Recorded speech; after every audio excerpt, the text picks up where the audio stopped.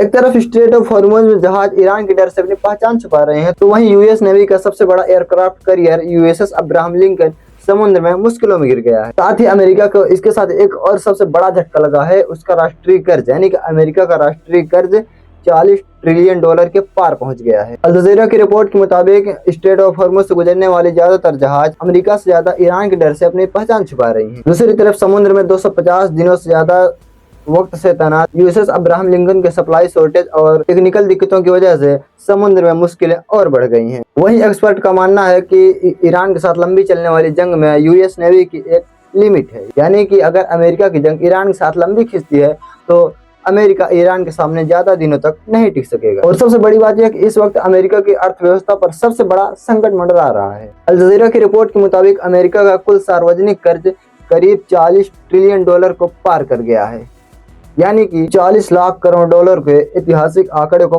पार कर गया है। यानी अमेरिका इस वक्त बहुत ज्यादा कर्जे में चल रहा है। उधर यूक्रेन से बड़ी खबर सामने आ रही है कि कीव में रूसी बैलिस्टिक मिसाइल से कम 6 लोग मारे गए हैं और 2 दर्जन लोग घायल बताए जा रहे हैं। वहीं इजराइल ने एक बार फिर से इंसानियत को शर्मसार करने वाला चेहरा पेश किया। मिडिल ईस्ट में इजरायली कट्टरपंथी मंत्री इतमार बेन-गविर ने रामला में 10,000 फिलिस्तीनियों के घरों को ढाए जाने की तारीफ की है, यानी कि खुशियां मना रहा है। दुनिया के सबसे ज्यादा जलील होने वाली कोई कौम है तो वो ये यहूदी। तुम कितना भी जुल्म कर लो, यकीनन अल्लाह तुमसे बेहतरीन हिसाब लेने वाला है। किताब सादा रहेगी कब तक, कभी तो आगाज जवाब होगा। जिन्होंने बस्ती उजाड़ डाली, कभी तो इनका हिसाब होगा। और सूत सहरा में सोने वालों, जरा रुतों का मिजाज समझो, अभी तो इतनी घुटन बढ़ेगी कि सांस लेना अजाब होगा।